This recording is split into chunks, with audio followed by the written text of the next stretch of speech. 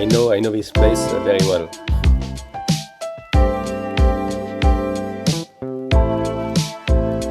Hello, everyone.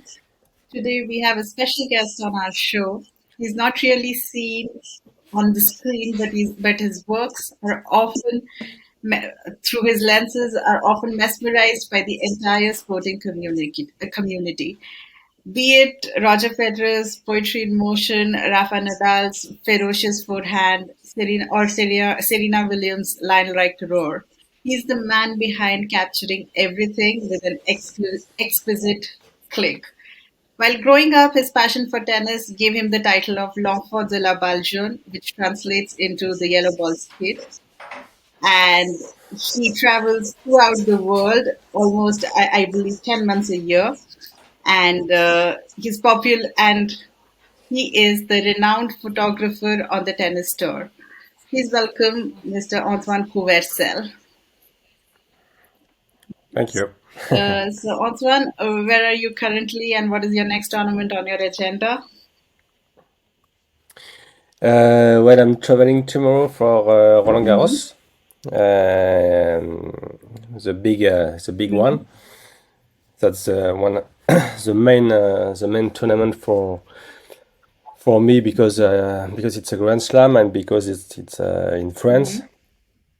So it's the one I've done for more than 20 years now. So it's like a home for me. So yeah, I'm traveling tomorrow and be there for the next 2 weeks. Since you said it's like home for you, so is it really close to your heart, Roland Garros? No, actually, I'm living in Bordeaux. But I used to live in Boulogne, which is I was living like 5 minutes away from Roland Garros.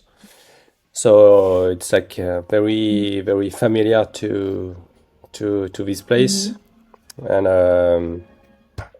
I know this place very well. So, what do you think about this year's Roland Garros? It's definitely one of the most different ones. We do not have Nadal this year. So, how Yeah, do you feel with yeah. Nadal? But first, this is very sad not to have Rafa in Roland Garros because for me and for many people, Roland Garros and Rafa are linked for life. He won 14 times. He's one of the greatest champion of tennis and of sports.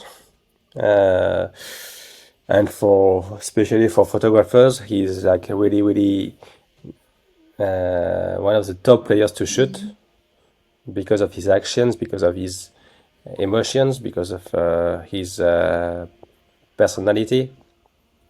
So yeah, I'm gonna miss him a lot, like many people. Even yesterday, And Roger Federer tweeted like he will miss him a lot. yes, of course, everybody is gonna miss Rafa, and I really hope that he is going to come back next year. Because as he said, he doesn't deserve to finish with an interview like this. He has to finish on the center court of Roland Garros for sure. Hopefully winning. Hopefully after winning like his 15 Roland Garros, that would be the best end for Rafa, and I really hope he will do it this way. Sure. So, speaking about your career, it's been more than 2 decades that you have been doing tennis photography. Needless to say, just by looking at your photos, one can tell your passion for tennis. So, what made you blend tennis and photography together? Like, or in other words, what made you choose this as a career path? Well, at first when I was like 10, no, since I was a really little kid, I was passionate about tennis because my father owned the tennis magazine, the French tennis magazine. So he created tennis magazine in 76, and I was born in 78. So as soon as I was there, I was into the tennis planet, and when I was like 7, 8, I started to play not too bad at tennis. So I really liked it until like 9, 10, 11. I was part of the best in Paris, and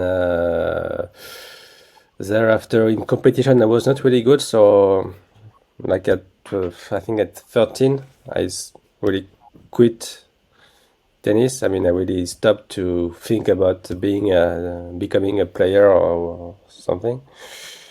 And but I was still loving all the tennis family and all the tennis watching tennis. I was really into it, and I was like 15. One day I had one camera in my hand. It was one of my father's, and I took the camera and I started to shoot like this. I was doing some I don't know, our dogs or some landscape, and I really liked the noise. I really liked the way to just click and makes one picture. And thereafter, I mixed my two passions, which was tennis and photography. And then I started to work a little bit for my for tennis magazine when I was like 15 or 16. I started to shoot at Roland Garros, and I really loved it at the very first very first time. And I kept on doing some photos at 16, 17, 18, and then here we go. I've been doing it for 23 years now. So, if I'm not wrong, your first job was at your father's magazine, tennis magazine. First Yeah, job? yeah, yeah. 99, October 99, and my first tournament was in Brest, Okay. a city in Brittany, in France. It was a challenger, ATP challenger, and it was the first challenger of Roger Federer. Wow. I mean, he that was the first win of Federer on the Okay. ATP. Okay. Interesting. So it was nice to start with this guy. Okay. That is pretty interesting. And like you started off with shooting Roger Federer. And if I'm not wrong, Yeah. he is your favorite player.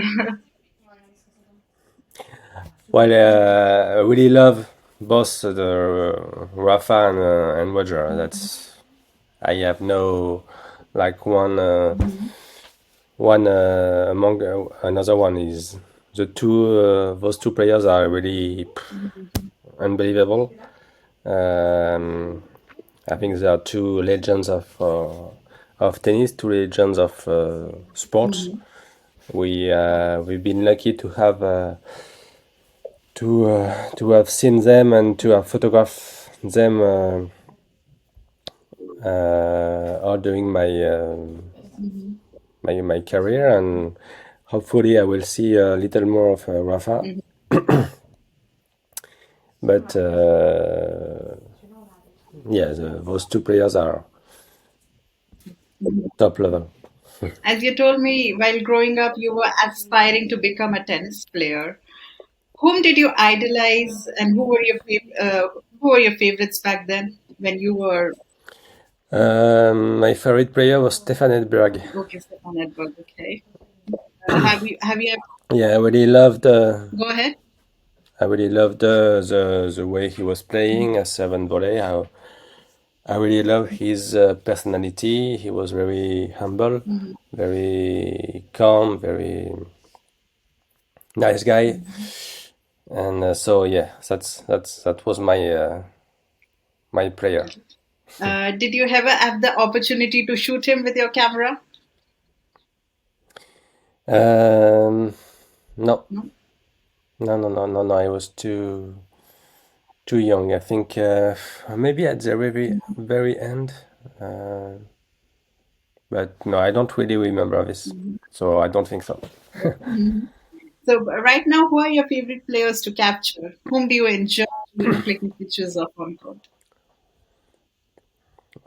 Today would be uh, Alcaraz. Alcaraz. Mm-hmm. Mm-hmm. Yeah, Carlos Alcaraz. Yeah, he's very good at pictures as well. He's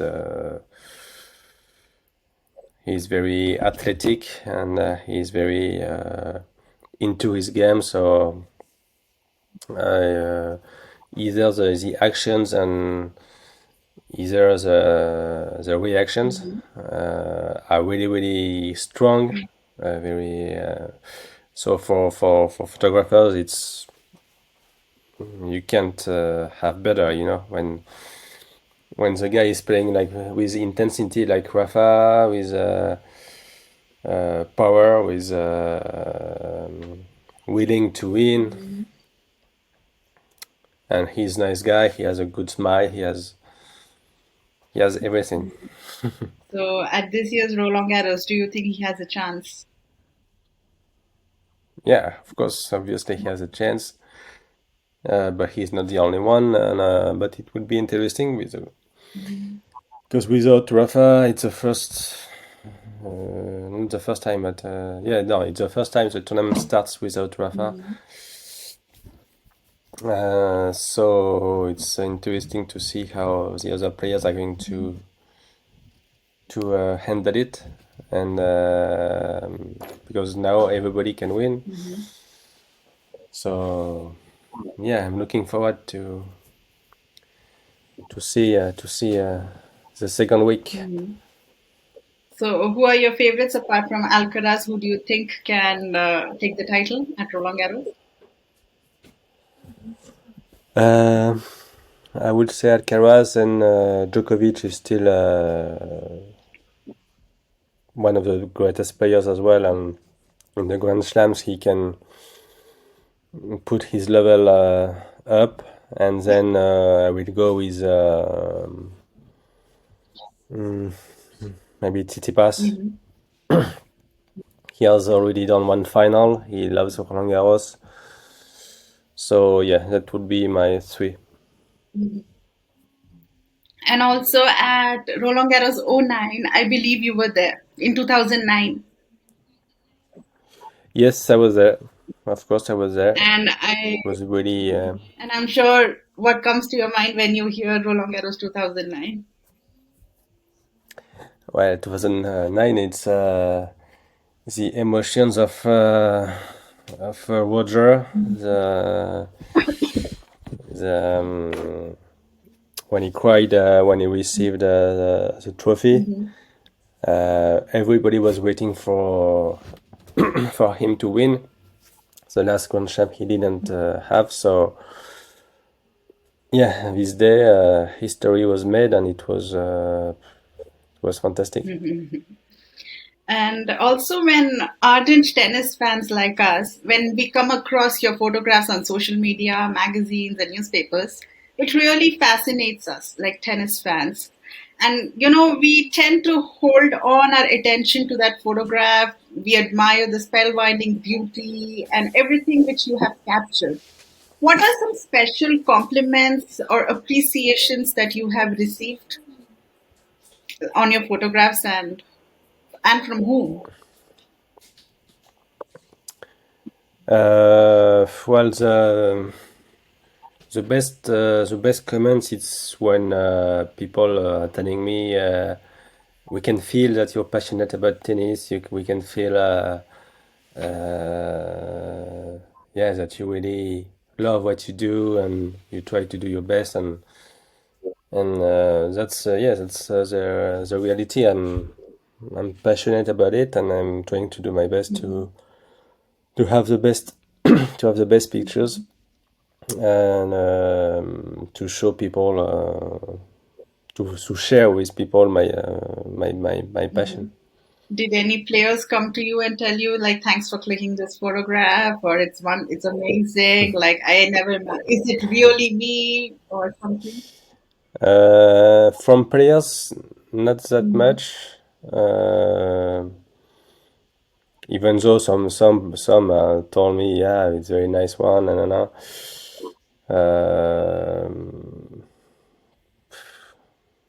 no, from this, I don't have like a good example to tell, but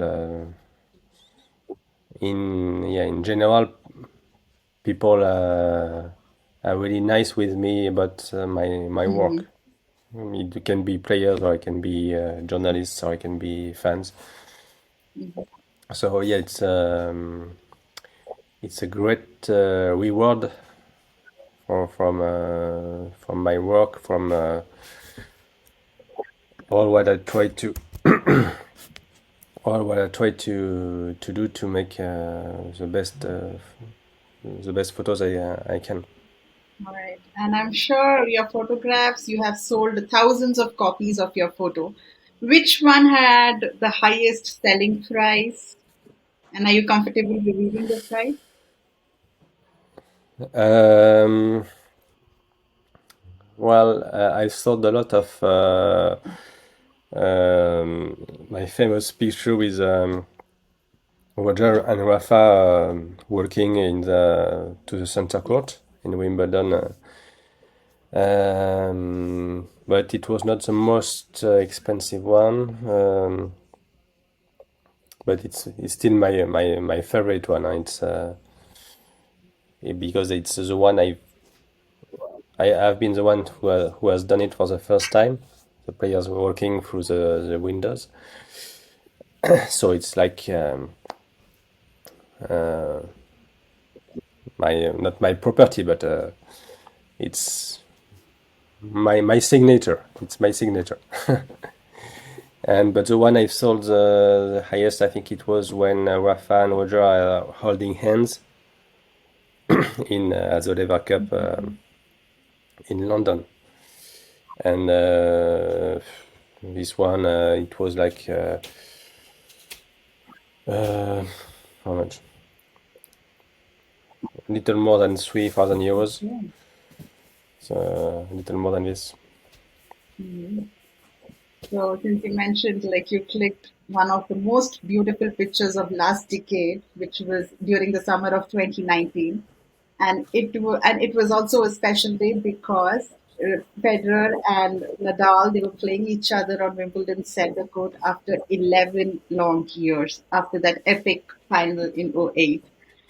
And did you expect the walk of the goats, the picture, to explode in the tennis world and in the sporting community? Did you expect that it will blow up?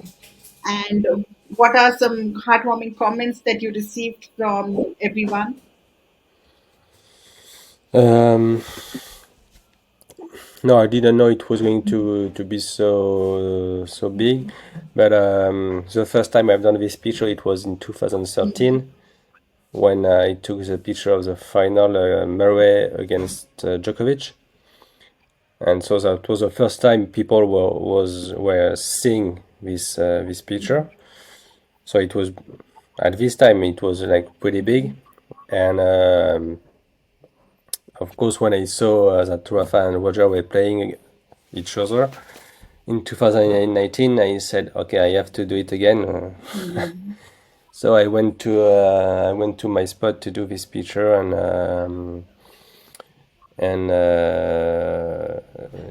yeah, the two players were like perfectly in each windows, working together, and the funny thing is that at that time I didn't know it was the last time they were going to play each other.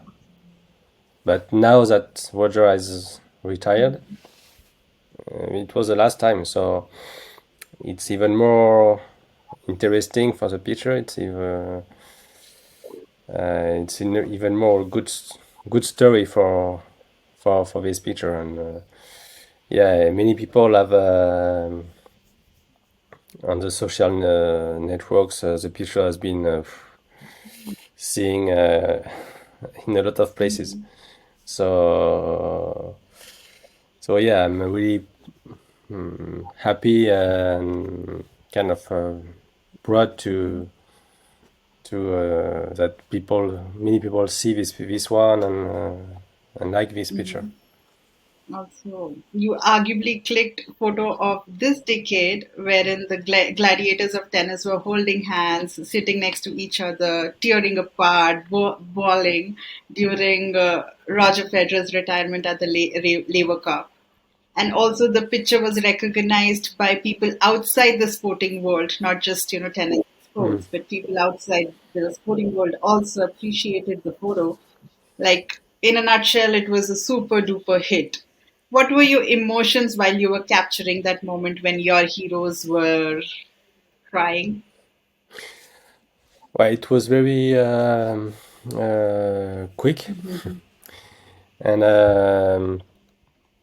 actually, I was very focused on doing not missing anything of Roger Federer's retirement, and so many things happened at the end of the match. He went a few times to say to salute the crowd. He made his speech. He made everything. All the players were around, and then. But I was still very focused to not to miss anything. And when he started to sit on the bench, and when Rafa sit on the bench next to him, I said, "Oh, something's going to happen. Something's going to happen." Then I was really like ready to go, staring at them, and when they start to cry and everything, I was feeling okay. They're going to do something. They're going to get closer, and Rafa started to touch the leg of Federer. He was the first one. No, and a few people know that, but Rafa was the first one to put the hand on the leg of Roger, and then Roger put his hand on the leg, and then on the hand of Rafa, and it was like maybe 2 seconds, but and then yeah, I was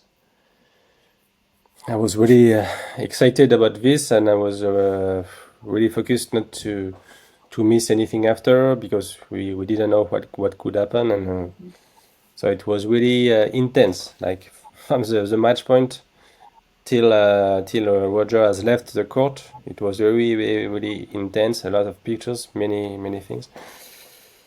But this one, of course, was above all the others. Definitely.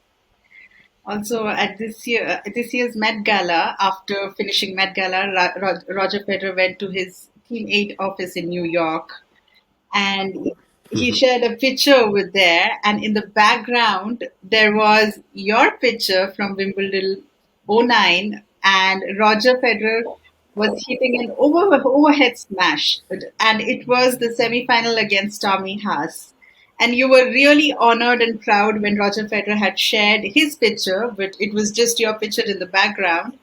And do these kind of instances wherein by coincidentally you happen to see your pictures, do they give you really do they make you really happy, these kind of instances? Yeah, yeah. No, I was really happy to see this. I knew that someone put this picture on in the office, but I never thought I would have Roger sitting on the couch and just below the picture view. This was like a really nice surprise. Uh, I didn't expect that. So yeah, it was really nice to have this one. And also, you and Roger Federer had a small conversation on this picture in the year 2016, if I'm not wrong. And Roger, Yes. can you take us through that? How do you know that? We Uh, have our sources. yeah, in 2016, I was still working with Tennis Magazine, and we had this interview with Roger for the 40th year anniversary of Tennis Magazine, and so we shared with we shared with him some of the best pictures of that we had, and this one I showed him the picture, and he said, "Oh yeah, this is 2009 match point against Tommy Haas." It's like, wow, Wow. how can you remember that? He made so many shots and so many shots. So that was really impressive. I was really impressed that he remembered this picture, this moment. So yeah, it was nice. How's Roger Federer in person? Like, is there any stark difference in his on court and off court demeanor, his behavior on and off? Uh, Roger is really nice guy. Really nice guy. He has always said hi or uh, really with me. Always been nice. Always been nice. And I think he's like he's on court actually. He's really really respectful. Even though sometimes he can have some little up and downs, but yeah, he's really nice guy. Um, he's like Michael Jordan. He's an icon. He's a sports icon. Will be only one Roger Federer in tennis, even though some Rafa, Joko are some outstanding players. Roger is Roger. You can beat that. You have portrayed Serena in different avatars: ballerina, flying queen, warrior, lion, black swan. Your photos simply depict the depth that Serena has in her game. You mentioned she's the greatest female player to shoot. From photographer's perspective, what makes you feel she's the goat to shoot? Uh, but Serena, yeah, she's just as I mentioned with Rafa or Alcaraz, they are the same blood, so they are really playing with intensity and willing to win, and so it makes everything. Serena, yeah, she's way above all the others. Today, we cannot really compare. Coco Gauff is not bad. Coco Gauff is sorry. So Coco Gauff is one of a kind as well, but she needs uh, to win more to improve her game again. But she's gonna be a big star. I think she can be a big star. She has a really good potential. But yeah, for years Serena was a top player to shoot, and we miss her. Mhm. So during her last twirl at the US Open, what were your emotions like? Your career is as long as Serena's career, and you have been watching her and clicking her pictures. Am, if I'm not wrong, since her first slam or second slam. So, how did you feel when she, said not goodbye? She did not use the R word, but how was the farewell like for you? But it's always very sad because like as you said, all the players you have been following for years, they are stopping, retiring, and I've been as I'm really passionate about tennis. It's always something when you see a players retiring. I remember in what year was it when Agassi retired in the U.S. Oh Open? five, oh five, oh four. I think. Uh, yeah, I don't really remember. I remember that I was crying. I was crying because he was like He was playing as one of the big star. well. He was one of the biggest star of tennis, and it was really emotionate, really emotionate this one. So yeah, it was really emotionate with Roger. It's gonna be really emotionate with Rafa. It's gonna be yeah, it's gonna be a really big one. Mhm. And also, like, have you ever had any exchanges with Serena, like one-on-one conversation, or has he ever, seen her, seen your pictures and Mm, said like amazing? Or, no. With Serena, it's never had a chance to chat with her or anything like this. Well, she has really a big team around her, so it's not easy like to have a chance to meet her. But I know she is a really nice woman, and but yeah, not not with Serena. okay. How do you concentrate while taking pictures during intense matches? Like in the heat of the moment, how do you focus and come up with such beautiful clicks? Mm, but I just try to stay focused, and I just try to concentrate about what can happen, um, to be to be in the best position with the best lenses for this moment. So I try to anticipate a little bit what can what can happen, and try to make everything, all the angles, all what I need in uh, in the short period of the match, of time of the match. So it's not easy. It's not really always easy. Uh, but yeah, I'm still passionate about it, so I'm still trying to be at the right spot at the right time. Since you said you can anticipate, so are your anticipations, your predictions most of the time correct, or do they go, sometimes other way around?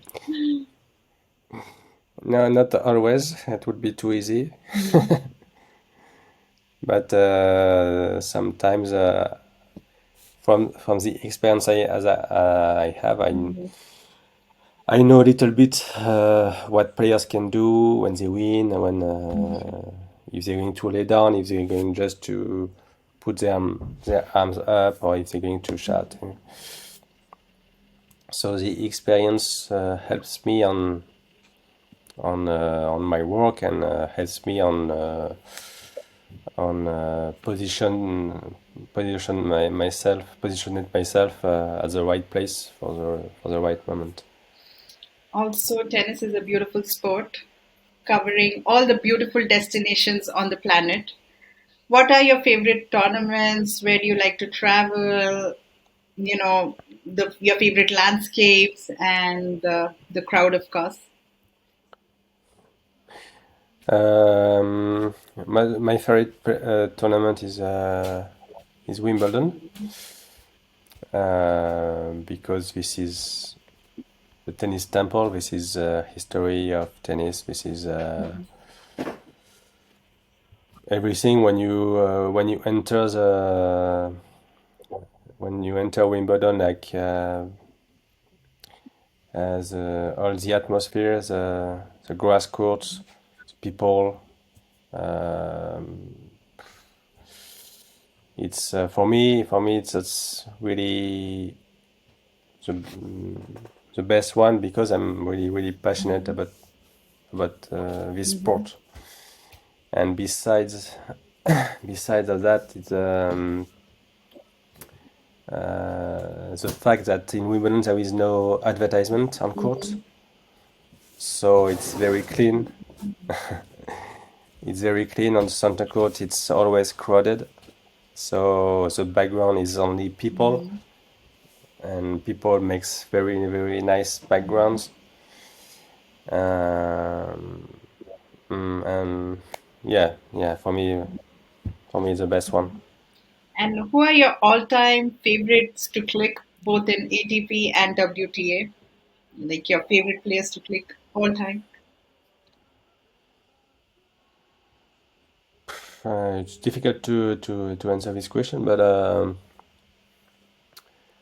I have to say that Monfils was one of the best players I had to shoot because yeah, we all know what he can do on a tennis court, and always showing off. So I mean, not showing off, but always doing the show. And of course, we can make really nice pictures with this guy. And unfortunately, I think he's going to retire soon as well.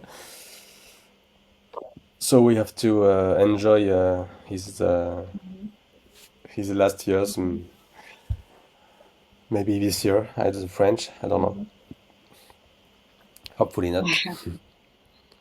So to wrap up the interview with, I have one last question for you. What does your future look like? Like apart from photography, do you have other business ventures, or it's just photography for you? Yes, I have another business, which is a paddle club in Bordeaux, where I live.